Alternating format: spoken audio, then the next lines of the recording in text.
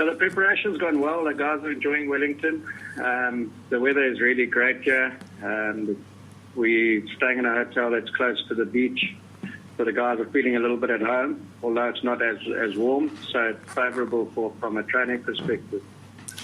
Sean, are you expecting good conditions again I mean, that game against the Bulls, obviously you had to adapt your style of play to a certain way. Then you could flex your attacking muscles there against the Highlanders. More of the same this week? Yes, very much so, Mark. If the weather allows it, it looks like it's going to be a good day. But I've been here before when the weather has changed in a matter of hours. So, if the weather remains the same, hopefully we can unleash our backs again. Sean, were you fairly surprised at how well you guys played in that first half against the Highlanders to sort of take the game away as early as you did? Yeah, I think, I didn't expect to be up at that margin at halftime. I don't think many teams do against a team like the Highlanders. But, in saying that, we were in an arm wrestle for 20 minutes. We had conceded 6 penalties, so we actually hadn't fired a shot in the first 20 or given ourselves a chance. But then obviously with sorting out the discipline problems, we managed to defend really well at stages, create turnovers, and score those tries. And the one that was particularly pleasing was the try that we scored off a collapse maul, on a penalty advantage. And Mapimpi scored in the left corner, so we were very happy how that was executed. Sean, can you just tell us a little bit about how happy you are with the likes of Mapimpi and Apelele Fasi scoring 2 tries each last week, and sort of how that bodes for the rest of the season, especially for someone like Apelele, who's very quickly being spoken about that, should be an inclusion in the Springboks, later this year? Yeah, those 2 guys are really important to us from a fair and excitement point of view. They bring the team confidence. I think Apelele this year has brought a bit of a balance to his game. He's developing his kicking game as well, where last year he was mainly running the ball back.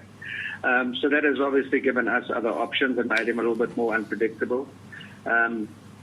Mapimpi's work rate on the field is amazing. If you look at the first try that he scored, he came from deep in the 22. The ball was nowhere near him, and he ran himself in position to score. So I think he senses blood, and then he chases it. And, that gives the team a lot of confidence. But at the same time, our guys look up to players like that. Mapim's won the World Cup. He scored the try in the World Cup. So he's a bit of a hero amongst the boys. Sorry, Stimpy. Just one on James Venter in particular as well, Sean. You spoke quite a lot about really needing a fetcher this year, and he was pretty good at the breakdown against the Highlanders, and I guess that try off that contestable kick was just a bonus for him against the Highlanders. No, 100%. So he got the first steal of the game. James, I think, has been outstanding in the way he's played, and it's not easy to play like that for 80 minutes. But he's such a player that, we haven't looked to take him off. He's really disrupted the breakdown, but he's busy. So when he's not stealing ball, he's making good tackles, and he's obviously doing a lot of carrying work. And the try that he scored, I think, was an example of what he did for the Lions in the Currie Cup last year. Coach, people are excited here back at home about the number of players of color that you fielded in the past 2 games. Did you do that intentionally, or is it a case of development gone right? No, it's got nothing to do with doing anything intentionally, and that's from a development point of view as well. The players that we have at the Sharks are selected purely on merit, and I've never once had a look at the numbers to select the team. Whether I've been coaching at juniors or seniors, they've always been there. And I believe that they're the best in their position and warrant their selection on merit. Sean, just looking at the Hurricanes, do you see them maybe as a team in a similar position to you guys? New coach, a lot of new faces. What do you make of them in general? Yeah, very much so. So I think the 2 performances, that they've had over the last couple of weeks, have been vastly different. I think we saw glimpses of them on late on Saturday night, your time, what they can do to the opposition. And I think the last try was an example of that, where they scored from deep in their 22. It's a team that likes to play at a high tempo. Not many teams have come from behind and beaten the Jaguares in Buenos Aires. So we've got to be alert. We've got to be aware on the field, and we're gonna have to keep up with them from a tempo point of view. Sean, is in it saying that, yeah, sorry. No, go ahead. Go ahead. I've interrupted your train of thought. So people are talking about the Hurricanes having to travel from Buenos Aires back to Wellington, but we're certainly not taking that into consideration. They're a formidable team, regardless of whether that changes or not. I was actually just going to ask you that. Do you think they're going to be a little bit travel fatigued? I mean, I guess the question's still pertinent because they went to South Africa all the way to Buenos Aires, and now they're only getting home. You guys have been in New Zealand for a week and a half now.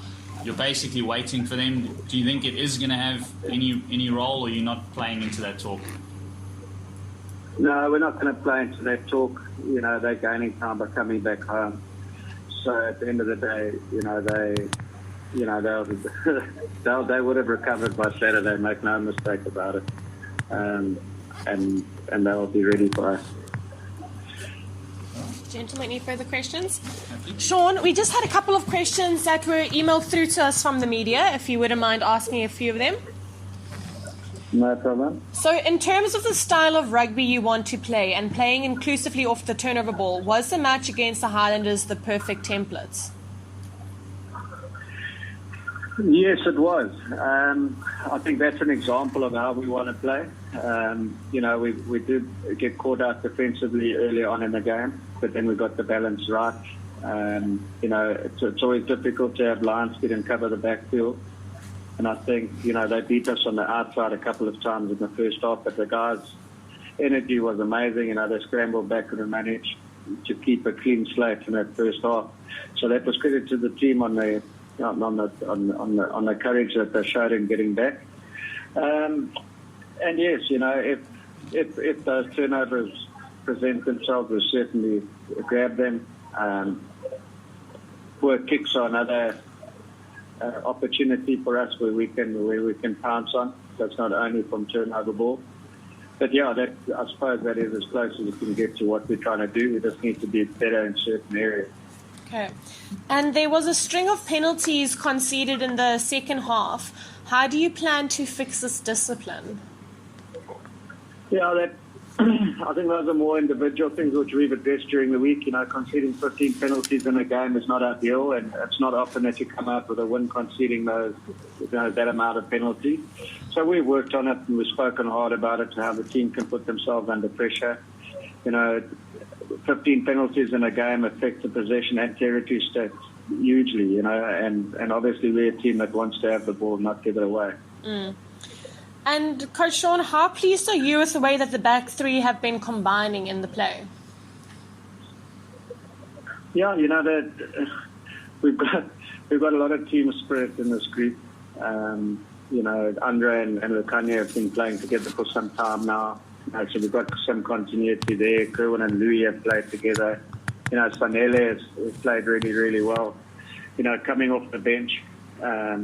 And he's got a mature head on his young shoulders, and I think with these trios, it's something that's excited me. I just feel that the difference in the types of players we have at 6, 7, and 8 certainly complements our style of play, and the linking of Noche, and the ball carrying of Tyler, and then obviously the fetching, the explosiveness of James has certainly contributed to the team a lot over the last couple of weeks.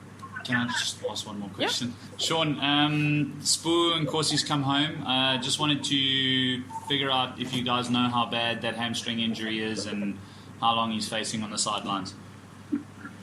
Yeah, he's undergoing scans at the moment. We're hoping that obviously when we get back to Durban that he'll be ready to play, and if not sooner. But yeah, he's an integral part of the team, but in saying that, I think Madosh Tambo had a fantastic debut for the Sharks on Friday.